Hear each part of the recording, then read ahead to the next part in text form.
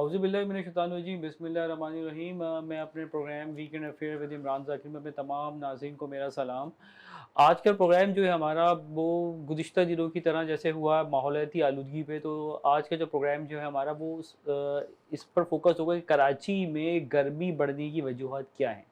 ماحول اس میں بہت سارے وجوہات ہیں جس کی وجہ سے کراچی میں گرمی میں اضافہ ہوا ہے، جس میں آپ کا فرن وسائل کا استعمال بھی ہے، جنگلات کی کٹائی بھی ہے، اور ہلز ایریا کا بھی خاتمہ کیا گیا کراچی کی باؤنڈریز سے۔ یہ تو چند وجوہات ہیں۔ اس کے علاوہ اور بہت سی وجوہات یہ بھی ہیں کہ اس وقت جو دنیا میں جنگ کے بادل نظر آ رہے ہیں، اور اس سے بھی گلوبل کلائمیٹ پر امپیکٹ ہوتا ہے ان چیزوں کا، جو اس وقت دنیا میں بمباری وغیرہ جو کی جا رہی ہے، اور آگے چل کے بھی پاکستان کے لیے مزید خطرات کا پاکستان کو سامنا ہوگا، کہ جو ابھی گزشتہ ایک روز پہلے یعنی 2 روز پہلے مودی صاحب نے پاکستان کے اوپر حملہ کرنے کا انہوں نے ایک بیان دیا ہے، جس پر ہماری حکومتیں اتنی توجہ نہیں دی، لیکن ان چیزوں پر بھی توجہ دینا بہت ضروری ہے۔ ساتھ کے ساتھ ہم نے اپنے جو انٹرنل معاملات ہیں ان کو درست کرنے کی بہت زیادہ ضرورت ہے، جن میں ایک مسئلہ جو ہے ہماری ماحولیات سے بھی ریلیٹڈ۔ اب اس ماحولیاتی جو تباہی ہے، یہ ماحولیاتی تباہی جو ہے وہ ماحولیاتی آفات کا سبب بھی بن رہی ہے۔ تو ان موسمیاتی تبدیلی، ماحولیاتی تبدیلیاں، یہ جتنی بھی تبدیلیاں جو رونما ہو رہی ہیں، یہ کلائمیٹ چینج کے اثرات کی وجہ سے ہی ہو رہی ہیں۔ تو اب اس موضوع پر آج ہم نے بات کرنے کے لیے، تو ہمارے جو پہلے گیسٹ ہیں محمود عالم خالد صاحب، تو بینگ این انوائرمنٹل جرنلسٹ، آپ کی تو بڑی عرصے سے اس پر آپ ریسرچ کر رہے ہیں کہ آپ دیکھیں گرمی جو بڑھتی چلی جا رہی ہے کراچی میں، اس کا آپ اس ٹیمپریچر اسکیل دیکھیں، وہ دن بہ دن اس پر اضافہ ہو رہا ہے۔ تو ذرا اس پر تھوڑا سا روشنی ڈالیں آپ، کہ یہ گرمی دن بہ دن بڑھتی کیوں جا رہی ہے کراچی میں، ہر سال گرمی کی شدت بڑھ جاتی ہے، اچھا، اور پھر اس کا ہیٹ ویو اور پتہ نہیں کیا کیا جی چیزیں جی بھی ساتھ میں شروع ہو جاتی ہیں۔ اچھا، بہت شکریہ عمران ذاکر صاحب۔ ایک اتنے اہم موضوع کے اوپر جس پر آج کل بہت کم بات ہو کم رہی ہے، بات ہو رہی اس ہے، پہ لوگوں کی آپ نے توجہ ہی نہیں ہے، حالانکہ ان کو اس پہ اندازہ ہی آپ نہیں نے جو ہے ایک پروگرام رکھا، یہ ایک بڑی خوشائن بات ہے، اور اس پہ مسلسل پروگرام ہونے چاہیے تاکہ لوگوں کے علم میں موسمیاتی اور ماحولیاتی مسائل آئیں۔ دیکھیے، اقوام متحدہ کی ایک رپورٹ کے مطابق اب دنیا میں ہمیں کہیں چھپنے کی اور بھاگنے کے لیے کوئی جگہ نہیں ہے۔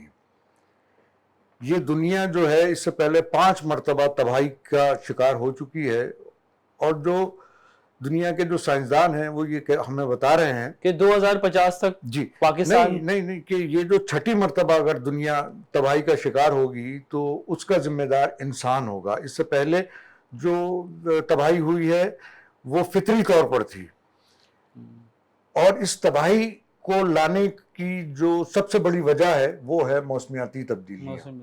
موسمیاتی تبدیلیوں میں اس وقت بہت سارے فیکٹر جو ہیں وہ اس میں شامل ہیں، لیکن اس وقت دنیا میں تیزی کے ساتھ جو ہے وہ درجہ حرارت میں اضافہ ہوتا چلا جا رہا ہے۔ 2023 میں جو یورپ کے جو ممالک ہیں، جن کو ہم کہا کرتے تھے کہ صاحب وہاں تو بہت ٹھنڈ ہوتی ہے اور بڑا وہ ہوتا ہے، وہاں پہ جو ہے وہ درجہ حرارت حدوں کو پار کر گیا ہے، اور آنے والے وقتوں میں کہا جا رہا ہے کہ یورپ میں جو درجہ حرارت ہے وہ دنیا میں سب سے زیادہ تیزی سے بڑھے گا۔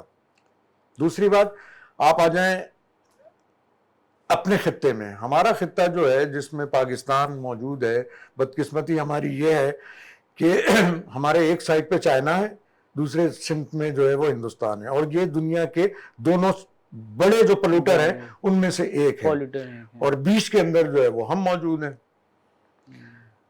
اقوام متحدہ کی ایک رپورٹ کے مطابق جو درجہ حرارت بڑھنے کی جو عالمی جو شرح ہے، کراچی کا جو درجہ حرارت ہے اس سے زیادہ تیزی سے بڑھ رہا ہے۔ جو ہماری اربن لیب ہے آئی بی اے کی، انہوں نے ایک ریسرچ کی تھی، اس ریسرچ میں انہوں نے یہ پتا چلایا کہ 1960 کے بعد سے اب کراچی میں کا جو درجہ حرارت ہے وہ دن میں 1.6 ڈگری سینٹی گریڈ اور رات میں 2.4 سینٹی گریڈ اس میں اضافہ ہوا ہے۔ ویسے بھی پورے پاکستان میں جو ماحولیاتی ماہرین ہیں وہ ہمیں یہ بتا چکے ہیں کہ پورے پاکستان میں جو درجہ حرارت میں اضافہ ہے وہ کراچی میں سب سے تیزی سے ہوگا۔ اب اگر آپ اس کے عوامل کی بات کریں گے تو دیکھیے، ہمارے ہاں جو کنٹریبیوٹ کر رہا ہے 60% جو ہماری وہیکلز ہیں جو ٹرانسپورٹ ہیں وہ اس کے اندر کنٹریبیوٹ کر رہی ہیں. شہر سے درختوں کا صفایا ہو چکا ہے. مطلب 60% کنٹریبیوشن موٹر سائیکل کا ہے. اس میں صرف موٹر سائیکل نہیں، تمام وہیکلز جو ہے وہ اس کا کنٹریبیوشن ہے. درختوں کا آپ نے کراچی شہر سے صفایا کر دیا ہے. اس وقت کراچی میں جو سب سے زیادہ درخت لگے ہوئے ہیں وہ قبرستانوں میں لگے ہوئے ہیں. 2015 کی ہیٹ ویو کے بعد سے اگر آپ فیس بک سے اور سوشل میڈیا کے عدد و شمار اٹھا لیں گے تو اس کراچی شہر میں 2 کروڑ درخت لگ چکے ہیں. وہ کہاں لگے ہیں وہ مجھے نہیں پتا ہے، نہ آپ کو پتا ہے. سنا ہم نے یہی ہے کسی نے 10 لاکھ لگائے، کسی نے 5 لاکھ لگائے، کسی نے، لیکن وہ کہاں نظر نہیں آتے. جی وہ نظر نہیں پبلسٹی اسٹنٹ ہے. جی اس کے ساتھ ساتھ یہ شہر جو ہے وہ کنکریٹ کا ایک جنگل بن چکا ہے. جی یعنی جو بے ہنگم طریقے سے ہمارے ہاں جو وہ عمارات بنائی جا رہی ہیں جس کے اندر ہوا کا کوئی گزر نہیں ہوتا، جس میں شجرکاری کا جو ہے وہ کوئی نام و نشان نہیں ہوتا، چھوٹے چھوٹے پودے لگا دیے جاتے ہیں. یہ جو چیزیں ہیں یہ خاص طور پہ کنٹریبیوٹ کریں گی. اس کے ساتھ ساتھ آپ دیکھیں گے گلی گلی آپ کو کچرا جلتا ہوا ملتا ہے. یہ ساری چیزیں، تو یہ سارے عوامل مل کے جو ہیں کراچی شہر کو بس بدتر بناتے چلے جا رہے ہیں. ٹیمپریچر کے بڑھانے کی ضرورت ہے. جیسے کہ انہوں نے بات کی ابھی ابراہیم ضیاء صاحب کہ کراچی کا سب سے زیادہ افیکٹ جو ہے کراچی پہ ہوا ہے. اب کراچی کے ساتھ سمندر بھی ہے، ٹھیک ہے جی. تو اب سمندر کا کیا کردار ہوتا ہے ماحولیاتی تبدیلیوں میں، موسمیاتی تبدیلیوں میں کیا رول پلے کرتا ہے سمندر جو ہوتا ہے؟ بہت شکریہ آپ کا، بہت اچھا موضوع ہے آج کا جس طرح سر نے کہا. دیکھیں گلوبلی اوشن ایک بہت بڑا کنٹریبیوٹر ہے کلائمیٹ چینج کو اگر ہم دیکھیں، اور کلائمیٹ چینج ایسا ٹاپک ہے جو کہ گلوبلی سب کو امپیکٹ کر رہا ہے، صرف پاکستان کو ہی نہیں، ہر کنٹری کو افیکٹ کر رہا ہے.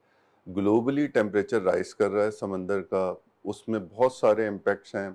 جو ہم بات کر رہے ہیں وہ مائکرو کنٹریبیوٹرز ہیں، اس کے علاوہ بھی میکرو کنٹریبیوشن. تو یہ سمندر میکرو کنٹریبیوٹر میں آئے گا کیا؟ نہیں، میکرو کنٹریبیوشن سے اور مائکرو کنٹریبیوشن سے مراد میری یہ ہے کہ اگر ہم پالیوشن لیتے ہیں ایک کسی سرٹن سٹی کی تو وہ مائکرو کنٹریبیوشن ہے کسی بھی گلوبلی پروسیس کے اندر. گلوبلی جو ابھی ہمارا ٹیمپریچر ہے وہ ریز کر رہا ہے. نئی ساری سٹڈیز یہ بتا رہی ہیں، IPCC کی رپورٹس یہ بتا رہی ہیں گلوبل سی لیول رائز ہو رہا ہے. جس طرح سر نے یہ بات کی تو اگر ہم گلوبل سینیریو میں دیکھیں اور اس میں بہت سارے امپیکٹس ہیں، جس میں کہ آپ کے پاس انڈسٹریلائزیشن ہے گلوبل، آپ کے پاس جو وائیکل ہے، اب آپ کو پتہ ہے وائیکل کا جو انڈسٹری ہے وہ شفٹ کر رہی ہے بیٹریز کی طرف، اسی وجہ سے کہ وہ کاربن کنٹریبیوشن میں کم سے کم. بدقسمتی سے کراچی میں ایسی چینجز بہت کم نظر آ رہی ہیں. لاہور اور پنجاب میں تو بہت تیزی سے لوگوں نے اڈاپٹ کر لیا ان کو. دیکھیں سر کی بات کو میں اس طرح آگے بڑھاؤں گا کہ بیسکلی ہم لوگوں کو خود انڈیویجولی کنٹریبیوٹ کرنا پڑے گا انوائرمنٹ کی پروٹیکشن کے لیے. گورنمنٹ تو اپنی پالیسیز لاتی ہیں، امپلیمنٹ ہمیں کرانا ہے، انہیں کرنا ہے ہمیں. جس طرح اگر ہم پالیوشن ویسٹ یا کسی کو دیکھیں تو وہ ہم کتنا کنٹریبیوٹ کر سکتے ہیں، ہمیں اپنے انڈیویجولی دیکھنا ہے اس کو. جس طرح ہمارا یہ اوشن ہے، اس کے جو امپیکٹس ہمارے نیچرلی آ رہے ہیں، نان نیچرل کو ہٹا کے، ان نیچرل امپیکٹس کے لیے ہمیں پراپر اسٹڈیز کی ضرورت ہے. ڈیٹا ہونا چاہیے ہمارے پاس، کیونکہ پاکستان میں بیس لائن ڈیٹا کی بہت ضرورت ہے. جتنے بھی اعداد و شمار یا آپ جتنے اسٹیٹسٹیکل دیکھتے ہیں گلوبلی، ان پہ مسلسل کام ہوتا ہے، ڈیٹا لیا جاتا ہے اور ڈیٹا کی بیس پہ پھر نیکسٹ لیول کی پلاننگ کی جاتی ہے. تو ہمیں اپنے یہاں اس چیز پہ بہت زیادہ زور دینے کی ضرورت ہے، اور نیشنل انسٹیٹیوٹ آف اوشنوگرافی اس پہ کنٹینیوسلی کام کر رہا ہے. اور کچھ چیزیں جو کلائمیٹک انڈیکیٹرز ہیں جیسے سی لیول رائز ہے، اس کی مانیٹرنگ کے لیے ہم نے ٹائڈ گیج انسٹال کیے ہیں with the support of Pakistan navy hydrography department. اور اس کے علاوہ جو ہمارے پاس سی لیول رائز کے امپیکٹ ہیں، جس طرح سی واٹر انٹروژن ہے، کوسٹل اننڈیشن ہے، اس پہ کوسٹل اننڈیشن ہے جو پانی اندر جاتا ہے ڈیلی کی بنیادوں پہ ٹائڈ کے ساتھ، تو اس سے جو امپیکٹ آتے ہیں ان کی اسٹڈیز مسلسل ہمارے یہاں ہو رہی ہیں. اور وہ اسٹڈیز جو ہیں وہ ایک طرح کا بیس لائن ڈیٹا ہے جو آگے پلانرز کے لیے کام آئے گا فردر پلاننگ کرنے کے لیے. اچھا جی، فردر پلاننگ. تو اب یہ بلوچستان کی بھی کوئی اسٹڈی کہ وہاں سی انٹروژن بہت زیادہ ہے بلوچستان کے بہت سے علاقوں، بلکہ آپ نے بھی بتایا تھا کہ مینگروو وہ بھی ختم ہو رہے ہیں. دیکھیں بلوچستان میں کیونکہ ہماری جو بہت سا ایریا ہے کوسٹ کا وہ راکی ہے، اس کے علاوہ جو سینڈی ایریاز ہیں، ڈام ہے، سومیانی ہے، ان علاقوں میں سی واٹر انٹروژن کی وجہ سے ایروجن ہو رہی ہے، ڈام میں بہت جی تیزی سے ایروجن ہو رہی ہے، صحیح اور وہاں کیونکہ مینگروو بھی ہیں اور بہت کافی پرانے مینگرووز ہیں، تو ان کی ڈیگریڈیشن پہ بھی افیکٹ ہوا ہے. اس پہ کافی جو ہمارے انوائرمنٹلسٹ ہیں اور سر لوگوں کی بھی اسٹڈی ہے، اور باقی جو ادارے ہیں وہ بھی اس پہ اسٹڈیز کر رہے ہیں. کیونکہ این آئی او میں جو ہمارا ڈپارٹمنٹ ہے وہ فزکس کو دیکھتا ہے، ویو ٹائیڈ اور ان کے فنومناز کو، تو ان کے فنومناز بھی وہاں پہ کافی امپیکٹ کر رہے ہیں ایروجن میں، جو نظر آ رہا ہے. پوری بلوچستان کوسٹ پہ اس کے امپیکٹ ہیں، صحیح صحیح. مگر جو راکی کوسٹ ہیں وہ کافی حد تک آپ کو پتہ ہے محفوظ ہیں، اور وہاں پہ اتنے زیادہ امپیکٹ نہیں ہے.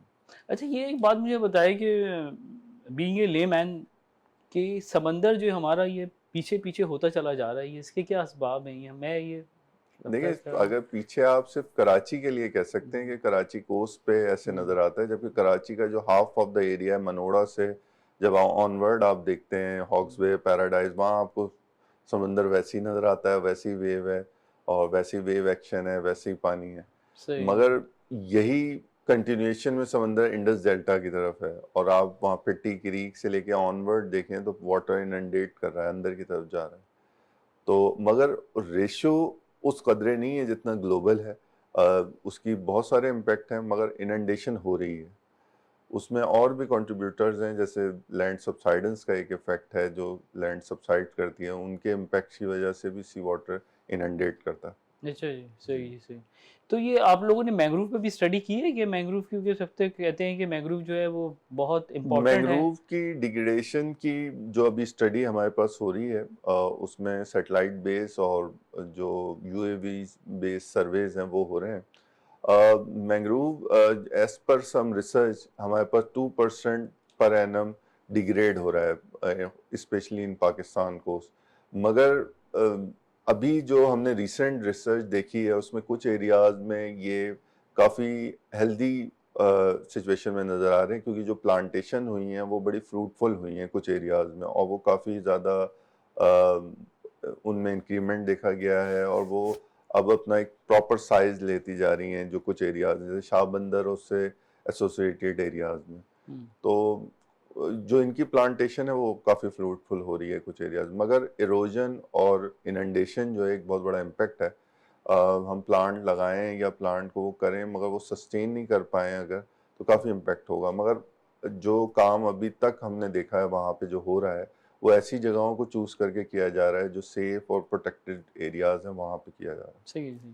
اچھا N I O national institute of oceanography کا بھی کوئی اسپیسیفک رول ہے کچھ انوائرمنٹل پروٹیکشن کے حوالے سے کچھ؟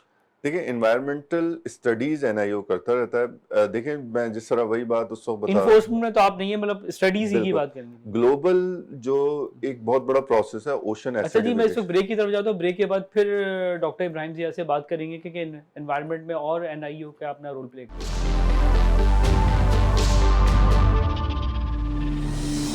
جی ابراہیم ضیاء صاحب آپ بتا رہے تھے کہ جی اوشن ایسیڈیفیکیشن ایک گلوبل پروسیس ہے. اوشن ایسیڈیفیکیشن. جی بالکل، اوشن ایسیڈیفائی ہو رہے ہیں اور اس کی اسٹڈیز گلوبل کی جا رہی ہے.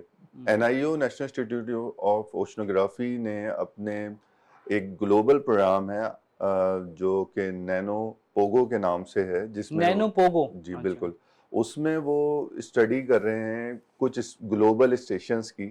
ان کے پوری گلوب پہ اسٹیشن ہے، تو اس میں پاکستان کے اراؤنڈ 3 اور 2 اسٹیشن ہیں جو پرماننٹ اسٹیشن ہیں، اور around 3 to 4 year continuous data N I O contribute کر رہا ہے گلوبل اس پروجیکٹ میں. اس کے علاوہ اوشن ڈیکیڈ یونائٹڈ نیشن کی طرف سے ہے، یہ پورا ڈیکیڈ جو ہے اوشن ڈیکیڈ ہے. تو اس میں مختلف پروگرام میں این آئی او کنٹریبیوٹ کر رہا ہے، جس میں گلوبل ایک اسٹڈی ہے یا ایک پروگرام ہے میگا ڈیلٹا کے نام سے. اس میں انڈس ڈیلٹا کو بھی شامل کیا ہے گلوبل پروجیکٹس میں. تو میگا ڈیلٹا میں جو انڈس ڈیلٹا کی اسٹڈیز ہیں اس میں این آئی او اور بہت سے اسٹیک ہولڈر پاکستان کے شامل ہیں جو اس میں کنٹریبیوٹ کر رہے ہیں. تو اس کی بہت سی اسٹڈیز ہو رہی ہیں، ان میں انوائرمنٹل اسٹڈیز بھی ہیں، واٹر کوالٹی کی اسٹڈیز بھی ہیں. اس کے علاوہ اوور آل پاکستان کوسٹ پہ ہمارے کچھ پرماننٹ اسٹیشنز ہیں، اور وہ جسے ہم ٹرانزٹ کہتے ہیں، جو ریسرچ کی بیس میں ان ٹرانزٹس پہ ڈیٹا لیا جا رہا ہے مسلسل پچھلے 5 سال سے اور 4 سال سے.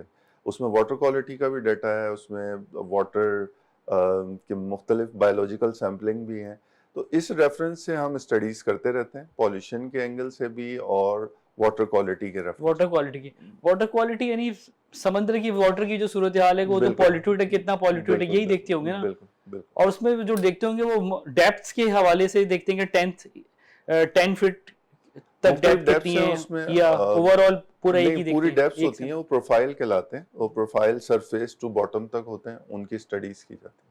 صحیح. اچھا ایک چیز اور میں یہ سوچتا ہوں کہ دیکھیں اب ہمارے یہاں جو شپس ہیں نا یہ 1950-1960 کے زمانے کے ہیں, چاہے آپ پاکستان نیوی کے شپس کی بات کریں یا چاہے جو ہمارے پاس جو نارمل ویسل PNSC وغیرہ یا اور دوسری جو شپنگ لائنز آتی ہیں ان کی. تو اب یہ ہمارے یہاں انوائرمنٹل فرینڈلی شپس کی بڑی, میں سمجھتا ہوں ویسلس کی بڑا فقدان ہے. تو اس پہ بھی کوئی NIU نے اسٹڈی کی ہے کہ یہ کس حد تک نقصان پہنچ رہا ہے؟ نہیں, یہ بیسیکلی ہمارے مینڈیٹ کیونکہ دنیا میں تو تبدیلی آ چکی ہے, اب تو بڑے شپس بڑے ماڈرنائز ہیں اس میں دنیا میں. شپ کے اینگل سے وہ NIO کے مینڈیٹ میں نہیں آتا, ان کی اسٹڈیز ہوتی ہے. البتہ واٹر کوالٹی کے ریفرنس سے ہاربر ایریاز, پورٹ ایریاز, ان کی مختلف اسٹڈیز NIO اس میں انوالو رہتا ہے, اور وہ بھی پراپر شپ کے اینگل سے نہیں ہوتی, وہ دوسرے اینگل سے ہوتی ہیں کہ ہمارے ہاربر کی کیا کنڈیشن ہے یا کسی پورٹ ایریا کی کیا کنڈیشن ہے, اس ریفرنس سے ہوتی ہیں. تو پورٹ ایریا کی کنڈیشنز میں کیا چیزیں آپ لوگ دیکھ رہے ہوتے ہیں؟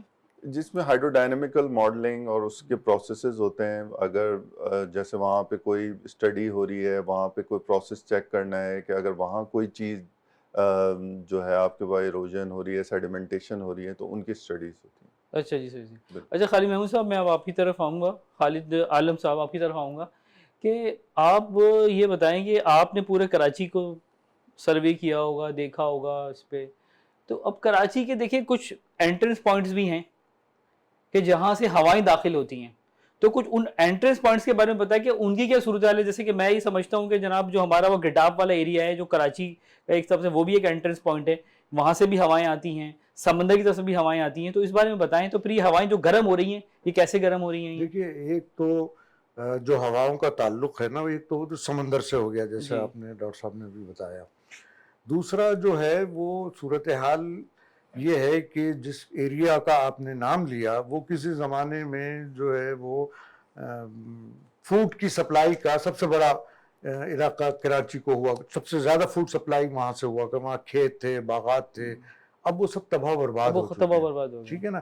جب آپ شہر کو جنگل بنانے پہ تلے ہوئے ہیں, جب آپ شہر کو کانکریٹ جنگل جو ہے کنکریٹ کا ایک شہر بنانے پہ تلے ہوئے ہیں, آپ اس شہر کو ویکلز کا جو ہے وہ آپ نے ایک وہ بنا دیا ہے, تو ظاہر ہے ہوائیں جو ہیں وہ تو ان تمام چیزوں سے متاثر ہوتی ہیں, صحیح ہے نا. لیکن ہمارا جو سب سے بڑا جو ہواؤں کا جو عمل دخل ہے وہ میرا خیال ہے کہ وہ سمندری ہواؤں سے ہے, جس سے ہمارا ٹمپریچر بڑھ رہا ہوتا ہے, کم ہو رہا ہوتا ہے. تو بہت زیادہ ہے ڈیپینڈنس سمندری ہواؤں کی. بالکل, کراچی میں بہت زیادہ ڈیپینڈنسی, اور خاص طور پہ ساؤتھ ویسٹ مونسون جو ہے وہ ساؤتھ ویسٹ مونسون میں بہت بڑا رول ہوتا ہے. اور آپ کو پتہ ہی ہے ہسٹوریکلی بھی کراچی کی شامیں جو ہیں وہ اسی لیے کہا جاتا ہے کہ شام میں سمندری ہوائیں داخل ہو جاتی ہیں اور وہ ٹیمپریچر کو کول ڈاؤن کر دیتی ہیں. اور کیونکہ سمندر ایک بہت بڑا کنٹریبیوشن ہے گلوبلی کلائمیٹ سائیکل میں, تو جو کلاؤڈ کی سیڈنگ بھی سب سے زیادہ ادھر ہی سے ہوتی ہے, بلکہ ہوتی ہی زیادہ وہیں سے, اور وہ پھر ٹریول کرتے ہیں تھرو مونسون ونڈ کے ساتھ اپر ایریاز میں, اور پھر وہ رین فال کے لیے ایک بہت بڑے کنٹریبیوٹر ہوتا ہے. صحیح. رین فال کے بہت بڑے, تو مطلب جو بیسیکلی جو گرم ہوائیں وہ سمندر کی طرف سے آ رہی ہیں کراچی میں, یہ کہنا چاہیں گے آپ؟ نہیں, یہ ہم کہہ نہیں سکتے. گرم ہوا کا ادھر سے کوئی تعلق نہیں ہے. بیسیکلی اگر آپ جو لاجیکل ڈیفینیشن دیکھیں ہیٹ ویو کی یا ان کی, وہ یہی کہتے ہیں کہ ہوا بند ہو جاتی ہے, سمندری ہوا, وہ پروسیس اسٹاپ ہو جاتا ہے, تو اس وجہ سے وہ ٹیمپریچر ریز کرتا ہے, یا ایک ہوا کے بغیر کا انوائرمنٹ جنریٹ ہو جاتا ہے, اور اس میں ہیٹ جو ہے ہیٹ انڈیکس بہت زیادہ ہو جاتا ہے ایز کمپیئر ٹو, جسے فیل لائک کہتے ہیں ہم لوگ, وہ فیل لائک ٹیمپریچر جو ہے وہ ریز کر جاتا ہے. اور اس وجہ سے جو ہے پھر آپ کے پاس گلوبلی ان کے امپیکٹ ہوتے ہیں. جس طرح ابھی آپ سر بتا رہے تھے یورپ میں ابھی جو ہے ہیٹ ویو اسٹارٹ ہو چکی ہے, یورپ میں ہیٹ ویو اسٹارٹ ہو چکی ہے. تو صرف یہ پاکستان کا ایک فنامنا نہیں، یہ گلوبلی گلوبلی ہے یہ، گلوبلی دنیا بھر میں جو ہے وہ درجہ موسمیاتی حرارت تبدیلی کے فوسل فیول میں جو ہے وہ کمی کا جو ہے وہ کوئی امکان نظر نہیں آ رہا. ہر سال جو ہے وہ عالمی ماحولیاتی کانفرنسیں ہوتی ہیں، اس میں کچھ چیزیں طے ہوتی ہیں، لیکن جو بڑے پلوٹر ہیں وہ اس بات پر راضی نہیں ہو رہے ہیں کہ ہم فوسل فیول میں کمی لائیں اور متبادل توانائی کی طرف جائیں، جبکہ کچھ ممالک گئے ہیں. اور پاکستان میں بھی جو ہے وہ اب ضرورت اس بات کی ہے کہ آپ کو متبادل توانائی پر جانا ہوگا. ادروائز جو ہے وہ صورتحال پاکستان کے جیسے ممالک کے لیے، خاص طور پہ اگر ہم اس کو ایسے کہہ دیں کہ تیسری دنیا کے غریب ممالک کے لیے صورتحال جو ہے وہ بد سے بدتر ہوتی چلی جائے گی. اس میں جو ہے نا وہ ہمارے جو لوگ ہیں وہ بھی کچھ سمجھنے کے لیے تیار نہیں ہیں، یا پھر اس کو ہم یوں بھی کہہ سکتے ہیں کہ ہمارے جو ادارے ہیں وہ بھی اس حوالے سے کوئی آگاہی پروگرام کرنے کے لیے تیار نہیں ہے. آپ دیکھ لیں ہمارا سوشل میڈیا، آپ دیکھ لیں جی محمود صاحب، لیکن ایک میں بات آپ کو یہ کہوں گا کہ میرے پاس اسی اسٹوڈیو میں کچھ لوگ آئے ہیں جنہوں نے مجھے بتایا کہ پنجاب میں بہرحال بہت کام ہوا ہے، اسموک کے حوالے سے کام ہوا ہے. ایون وہاں پر آپ دیکھیں تو وہاں پر لوگوں میں ایک شعور بیدار ہو گیا ہے، اور لوگ مطلب جا رہے ہیں، منتقل ہو رہے ہیں آپ کا ماحول دوست ٹرانسپورٹ کی طرف. لوگ خود سے ایسا ہے پنجاب میں ہو رہا ہے، جی ایسا ہے، لیکن اور دوسرے صوبوں میں، خاص طور سے ہمارے صوبہ سندھ میں یہ نہیں دیکھا جا رہا ہے. حالانکہ میں آپ کو بتاؤں کہ ہمارے جو اتنا بجٹ خسارہ، اتنے سندھ کو خاص طور سے جو سیلابوں سے اتنا نقصان ہوا، فصلوں کو، ان تمام چیزوں کو اربوں میں ہوا ہے. اب اگر یہ اس کی کوئی پراپر پلاننگ اگر صوبہ سندھ میں کی جاتی تو آپ ہی سمجھیں کہ اس خسارے کو جو سیلابوں سے اور موسمیاتی تبدیلیوں سے جو ہمیں نقصانات ہو، ان نقصانات کو کم کیا جا سکتا تھا. نہیں بالکل کیا جا سکتا تھا، لیکن آپ یہ دیکھیں نا، ابھی پچھلے دنوں آپ نے بھی وہ رپورٹ پڑھی ہوگی کہ گزشتہ 15 سالوں میں جو صوبائی وزارت کا جو بجٹ تھا جو 15 سالوں سے ان کو مل رہا تھا، اس کا صرف 10% انہوں نے یوز کیا ہے، باقی 90% جو ہے وہ ضائع ہوا ہے. تو اگر وہی بجٹ یوز ہوتا مختلف آگاہی پروگراموں میں تو ظاہر ہے کہ تو وہ اس میں حکومت کی ذمہ داری تو اپنی ہے، لیکن ہمارے لوگوں کی بھی یہ ذمہ داری بنتی ہے. اور اس کے لیے ضروری ہے کہ آپ جیسے لوگ ایسے پروگرام کریں. میڈیا جو ہے وہ آگاہی پہنچانے کا سب سے بڑا ٹول ہے، لیکن آپ دیکھیں گے کہ میڈیا نیشنل کاز کے لیے اب سب یہاں جمع ہوئے، میں بھی وقت نکال کے، آپ لوگ بھی سب آئے ہیں. جی بالکل. تو یہ تمام نیشنل کاز ہے. بالکل. تو یہ جو ہے نا، یہ چیزیں ہمیں اپنی ذاتی گفتگوؤں میں جو ہے اس چیز کو لانا ہوگا، ہمیں میڈیا میں لانا ہوگا، ہمیں پرنٹ میڈیا میں اس پہ لکھنا ہوگا. یعنی یہ تمام ٹول جو ہیں سوشل میڈیا سے لے کے جتنے بھی میڈیا کے ٹول ہیں اس میں اس کو جو ہے وہ لانا ہوگا اور اس پہ بحث و مباحثہ کرنا ہوگا. ادروائز ہم صرف یہ سمجھتے رہیں کہ جی یہ حکومتوں کی ذمہ داری ہے. تو یہ یاد رکھیے کہ موسمیاتی تبدیلی سے لڑنا کسی ایک فرد کا، کسی ایک محکمے کا کام نہیں ہے، یہ مشترکہ جدوجہد اس کے لیے کرنی پڑے گی.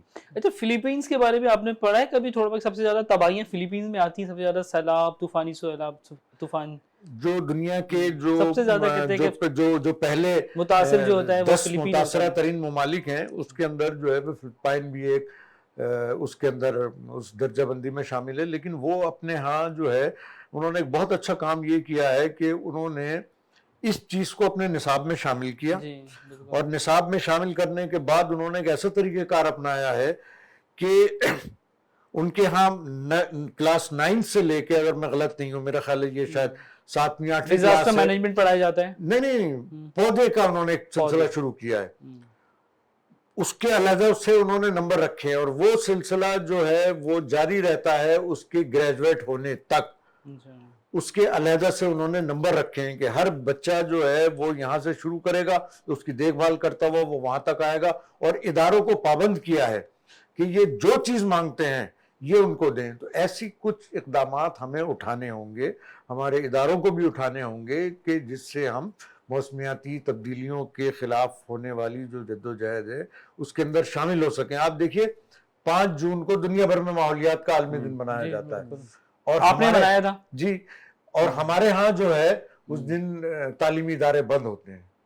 یعنی یہ ایک کتنا بڑا المیہ ہے کہ اتنا بڑا اسٹوڈنٹ جو ہے، جو نوجوان نسل ہے جس کو ان معاملات سے آگے فیس کرنا ہے، وہ اس سے کٹی رہتی ہے. تو میں نے اس دن بھی کہا تھا، میں آج بھی یہ کہتا ہوں کہ حکومت کو چاہیے کہ 5 جون کو ایک دن کے لیے جو ہے وہ بچوں کی چھٹی آف کرے اور ان سے کہے کہ اس دن آپ اس ایکٹیویٹی میں حصہ لیں. جی، پودے لگائیں یا پھر ان کو کوئی آگاہی بالکل. آپ مہم جب اس میں شامل ہوں گے تو ظاہر ہے بہت ساری چیزیں نکلیں گی، کوئی پودے لگائے گا، کوئی اور عمل کرے گا، لیکن وہ شامل تو ہوں گے نا. جب شامل ہی نہیں ہوں گے تو ظاہر ہے کہ وہ کیسے ان کو سمجھ آئے گا. بالکل بالکل آپ صحیح کہہ رہے ہیں.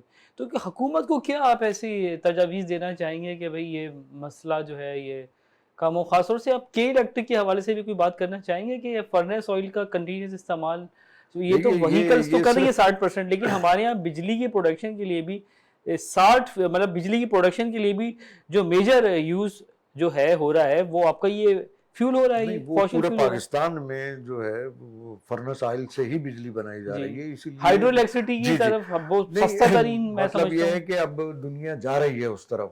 آپ کو فرنس آئل سے جو ہے یا معدنی ایندھن جن کو ہم کہتے ہیں، فوسل فیول جس کو ہم کہتے ہیں، دنیا کو اس سے جان چھڑانی پڑے گی. اس کے بغیر کوئی چارہ نہیں ہے. کچھ ممالک بہت تیزی سے اس طرف جا رہے ہیں، جس میں جیسے جرمنی ہو گیا، سویڈن ہو گیا، یہ اس ٹائپ کے جو ممالک ہیں. لیکن ہمارے جیسے ممالک ذرا ادھر کم آتے ہیں، یعنی بہت سست روی سے اس طرف چل رہا ہے. ہمیں بہت تیزی کے ساتھ چلنا پڑے گا، ورنہ یہ اس طریقے سے جو ہے وہ معاملات صرف کراچی کے لیے نہیں، پورے پاکستان کے لیے بد سے بدترین ہو جائیں گے. سر ایز اے ریسرچر ابراہیم ضیاء صاحب، آپ کیا کہیں گے کہ کیا تجاویز گورنمنٹ کو کیا اڈاپٹ کیا کرنا چاہیے، گورنمنٹ کو ایسا کیا اسٹریٹجی اڈاپٹ کرنی چاہیے گورنمنٹ کو؟ دیکھیں گورنمنٹ اپنے اسٹیپس تو لے رہی ہیں، اور جس طرح ابھی ہم بات کر رہے ہیں تو بیسیکلی ہم انڈیویجولس کی بھی ذمہ داری ہے کہ ان چیزوں کو ہم پروٹیکٹ کریں. جس طرح پلانٹیشن کا انہوں نے کہا، وہ انڈیویجولس پہ بھی ہمارے ہوتا ہے کہ ہم لوگ اس کو زیادہ سے زیادہ کریں. اس کے علاوہ جو مین پالیوشن کنٹریبیوٹر ہے وہ آپ کو پتہ ہے پلاسٹک ہے. پلاسٹک جو اگر ہم دیکھتے ہیں تو وہ اگر ہم ان کو ریسائکلنگ کے پروسیس سے گزار دیں اور ہم لوگ اس طرح کے پروجیکٹس یہاں پہ آئیں جن سے ان سے پوری دنیا ان سے فائدہ ہی اٹھا رہی ہے، ان چیزوں کو یعنی جو ویسٹ ہے اس سے وہ اپنی انرجی جنریشن کی طرف جا رہی ہے، اس سے روڈ بن رہی ہیں، مختلف چیزیں کام ہو رہی ہیں. پاکستان میں بھی دکھانے کی حد تک اس پہ کام ہوا ہے، شہر والوں نے روڈ بنائی ہے. بالکل. تو ہم لوگوں کو ضرورت ہے کہ ہم لوگ اس لیکن ہمارے پروسیس یہاں پہ صرف چلیں. اور صرف جو ہے وہ کاسمیٹکس یا لپ سروس کی اصل یہاں میں تک یہ محدود ہے. انڈیویجول پہ ہے نا کہ اگر یہ ہمارے جو کارپوریٹ سیکٹر اتنا بڑا صحیح. ہے، کارپوریٹ کی بھی بڑی ذمہ داری ہیں، لیکن کارپوریٹ بھی جو ہے اس لیول پہ کام نہیں کرتے جس لیول پہ کرنا چاہیے. اچھا اس کی بھی ایک وجہ ہے، میں آپ کو بتاتا چلوں کہ ہمارے یہاں کچھ لوگ اور کچھ ادارے ایسے ہیں جو ایوارڈ بانٹنے کا کام کرتے ہیں انوائرمنٹ کے اوپر، اور جب وہ کارپوریٹ سیکٹر کے لوگوں کو ایوارڈ دے دیتے تو کارپوریٹ سیکٹر والے جو ہے وہ انکریج ہوتے کہ ہم تو بہت کچھ ہم نے کر لیا، ہمیں تو مزید کچھ کرنا ہی نہیں چاہیے. یہ بھی ایک المیہ ہے. اس پہ خیر بہت سارا کام ہو رہا ہے گورنمنٹ کی طرف سے اور بہت ساری اسٹڈیز. چلیے جی میں بریک کی طرف جاتا ہوں، بریک کے بعد پھر ابراہیم ضیاء صاحب سے پوچھیں گے کہ جناب حکومت کی طرف سے کیا اقدامات ہو رہے ہیں.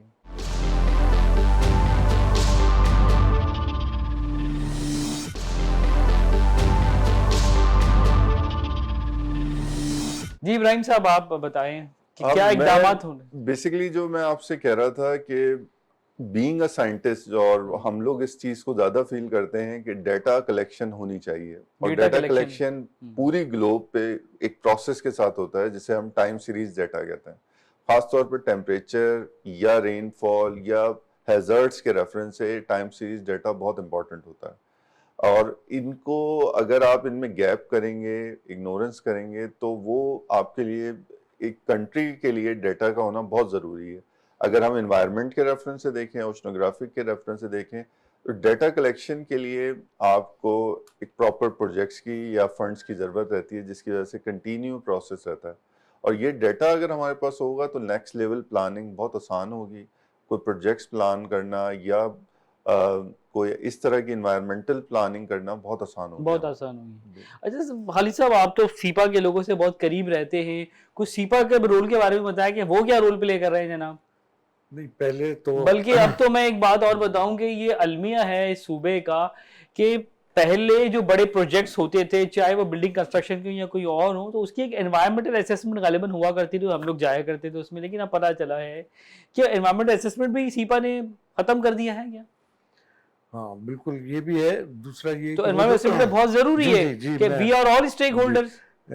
وہ جو آپ نے ایوارڈ کی بات کی تھی تو میں تو ہر فورم پہ بولتا ہوں کہ یہ جو اس طرح ہمارے صنعت کاروں کو یا ہماری صنعتوں کو جو ایوارڈ دیے جاتے ہیں اس پہ پابندی ہونی چاہیے. پابندی لگانی چاہیے. آپ بالکل ایوارڈ دیں، اس میں کوئی اگر کسی انڈسٹری نے کوئی جو ہے سارے سب کمپلائنس کر رہی ہیں تو اس کو ایوارڈ دینا چاہیے، لیکن اس کی باضابطہ ایک کمیٹی بنے جس میں حکومتی نمائندے موجود ہوں، جس میں ماحولیاتی ماہرین موجود ہوں، جس میں ایکٹیوسٹ موجود ہوں، اور وہ جو ہے وہ اس کمپنی کو دیکھیں، اس کو فیصلہ یہ نہیں یہ آپ نے پیسے لیے اور ان کو اسٹیج پہ بلایا اور ایوارڈ دے دیے.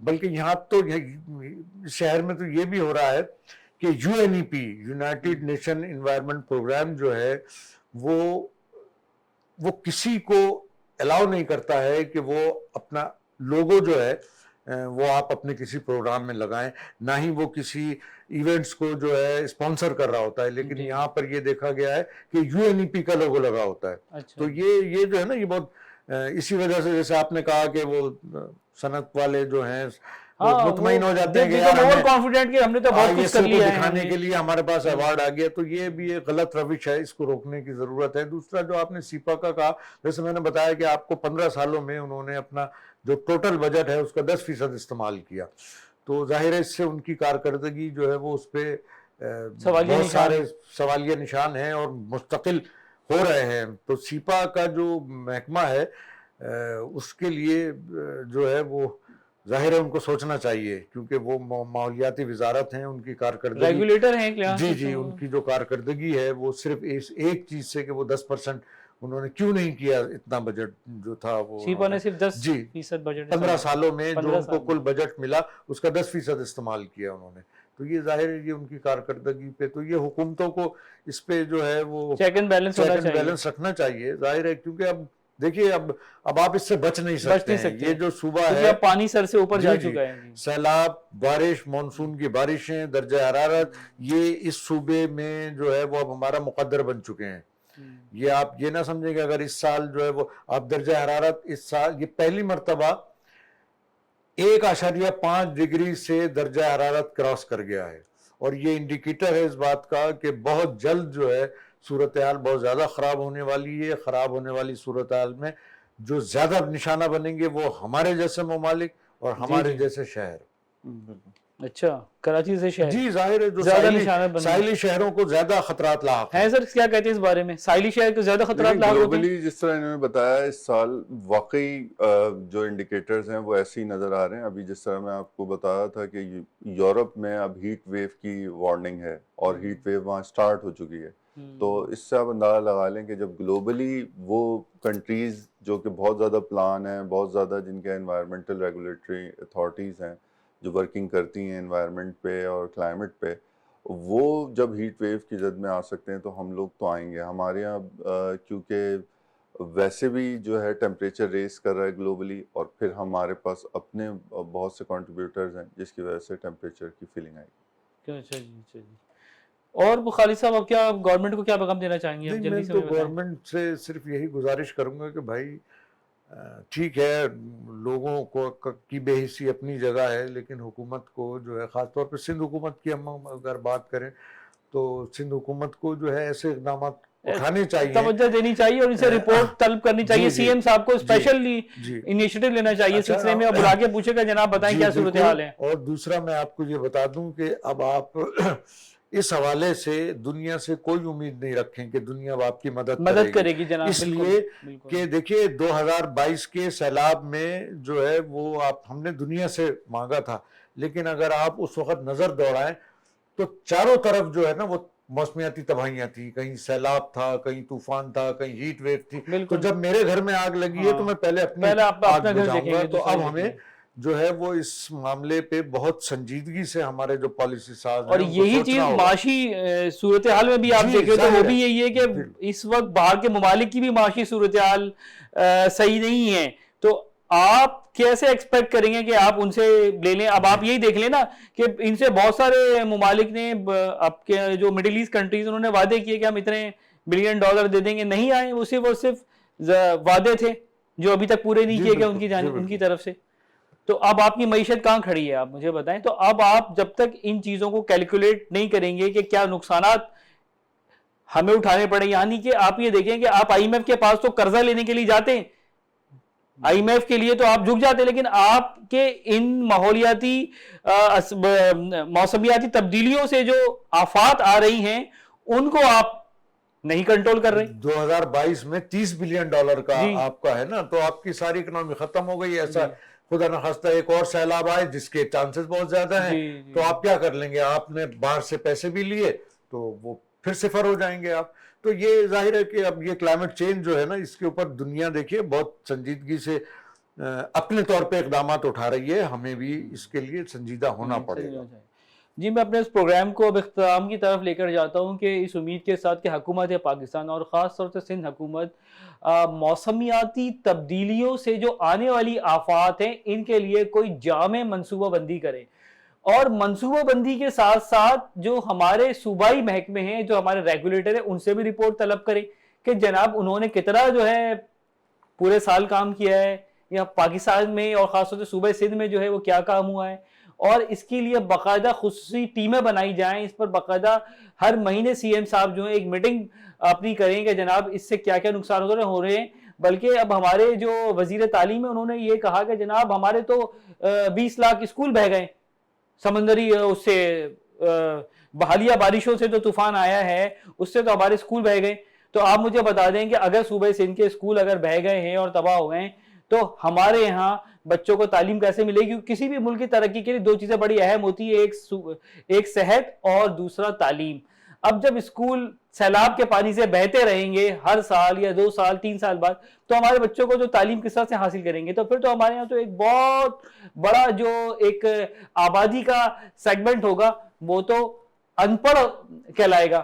تو اب بہرحال میں اب آپ لوگوں سے اجازت چاہتا ہوں, اور انشاءاللہ تعالی اگلے پروگرام میں پھر آپ لوگوں کی خدمت میں حاضر ہوں گا. کسی اچھے ایشو پر ہم لوگ بات کریں گے. آپ لوگوں کا بہت شکریہ. اللہ حافظ جی.